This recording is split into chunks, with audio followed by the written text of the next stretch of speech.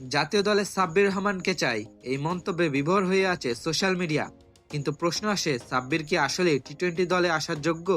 মূলত জাতীয় দলের মিডল অর্ডারে ধারাবাহিক ব্যর্থতায় ভক্তরা চাচ্ছেন আবারও সাব্বির রহমানকে জাতীয় দলে সুযোগ দেওয়ার। কিন্তু তার জাতীয় দলে ফেরার সবচেয়ে বড় বাধাটা হলো তার সাম্প্রতিক পারফরমেন্স।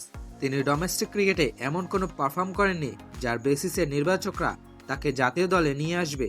শেষ 14টি ইনিংসে ব্যাট করে রান করেছেন 291, ব্যাটিং অ্যাভারেজ 29, স্ট্রাইক রেট 152।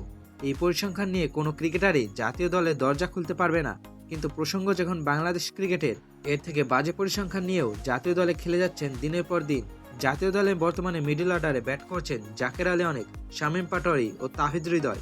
কিন্তু তাদের সাম্প্রতিক পারফরমেন্স ভয়াবহ খারাপ। তাহিদ হৃদয়ের চলতি বছরে গড় মাত্র 22, স্ট্রাইক রেট 110, আর শামীম পাটোয়ারি তো শেষ 5 ইনিংসে 3বারই 0 রানে আউট হয়েছেন।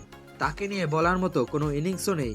আর জাকের আলী তো খেলে যাচ্ছেন কোচের পছন্দের প্লেয়ার কোটায়। এক লেগ সাইড ছাড়া তিনি ব্যাটিং করতেই পারেন না। ডটের পর ডট দিয়ে দলকে চাপে ফেলে যাচ্ছেন। তাই ভক্তরা চাচ্ছে সাব্বিরকে আরেকটা সুযোগ দিতে। কিন্তু এর আগে একবার কোনো পারফরমেন্স ছাড়াই ক্যাপ্টেন সাকিব আল হাসানের চাওয়ায় সাব্বিরকে জাতীয় দলে ফেরানো হয়। কিন্তু তিনি এই সুযোগকে কাজে লাগাতে পুরোপুরি ব্যর্থ হন। তার এই ব্যর্থ হওয়ার পেছনে সবচেয়ে বড় কারণ হতে পারে তাকে ওপেনিং পজিশনে খেলানো। সাব্বিরকে কি আবার নির্বাচকরা সুযোগ দিবে, নাকি একই মিডল অর্ডার নিয়ে চলতে থাকবে?